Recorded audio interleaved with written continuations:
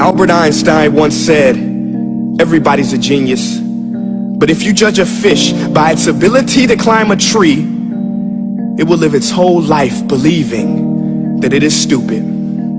Ladies and gentlemen of the jury, today on trial we have modern day schooling. Glad you could come. Not only does he make fish climb trees, but also makes them climb down and do a 10-mile run. Tell me, school, are you proud of the things you've done? Turning millions of people into robots, do you find that fun? Do you realize how many kids relate to that fish?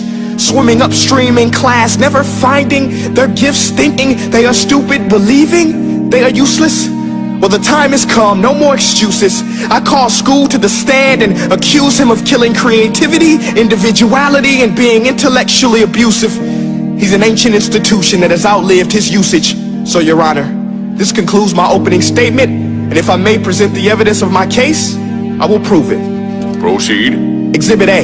Here's a modern day phone. Recognize it? Here's a phone from 150 years ago. Big difference, right? Stay with me. Here's a car from today, and here's a car from 150 years ago. Big difference, right? Well, get this. Here's a classroom of today, and here's a class we used 150 years ago. Now ain't that a shame? In literally more than a century, nothing has changed. Yet you claim to prepare students for the future? But with evidence like that, I must ask, do you prepare students for the future or the past? I did a background check on you and let the record show that you were made to train people to work in factories, which explains why you put students in straight rows, nice and neat, tell them sit still, raise your hand if you want to speak, give them a short break to eat, and for 8 hours a day tell them what to think. Oh, and make them compete to get an A. A letter which determines product quality, hence grade A of meat. I get it. Back then times were different. We all have a past. I myself am no Gandhi. But today we don't need to make robot zombies. The world has progressed. And now we need people who think creatively, innovatively, critically, independently with the ability to connect. See, every scientist will tell you that no two brains are the same. And every parent with 2 or more children will confirm that claim.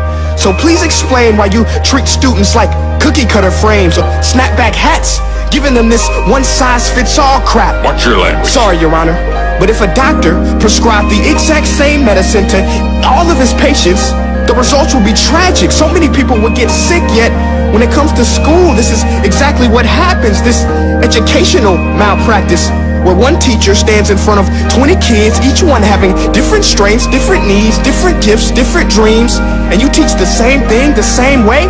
That's horrific. Ladies and gentlemen, the defendant should not be acquitted. This may be one of the worst criminal offenses ever to be committed.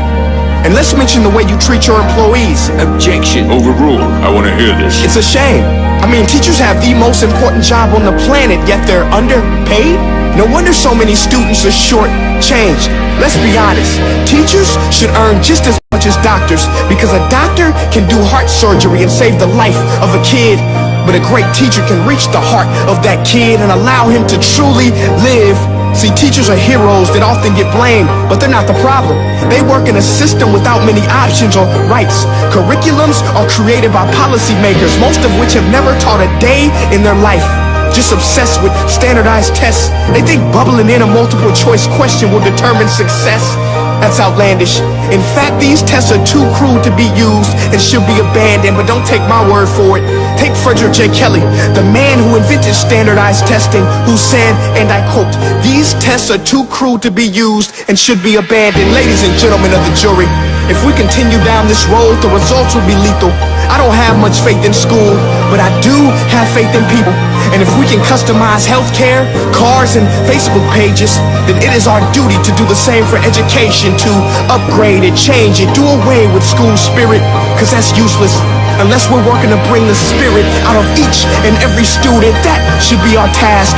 No more Common Core. Instead, let's reach the core of every heart in every class. Sure, math is important, but no more than art or dance. Let's give every gift an equal chance. I know this sounds like a dream, but countries like Finland are doing impressive things. They have shorter school days, teachers make a decent wage, homework is non-existent, and they focus on collaboration instead of competition. But here's the kicker, boys and girls. Their educational system outperforms every other country in the world. Other places like Singapore are succeeding rapidly. Schools like Montessori, programs like Khan Academy, there is no single solution. But let's get moving, because while students may be 20% of our population, they are 100% of our future. So let's attend to their dreams, and there's no telling what we can achieve.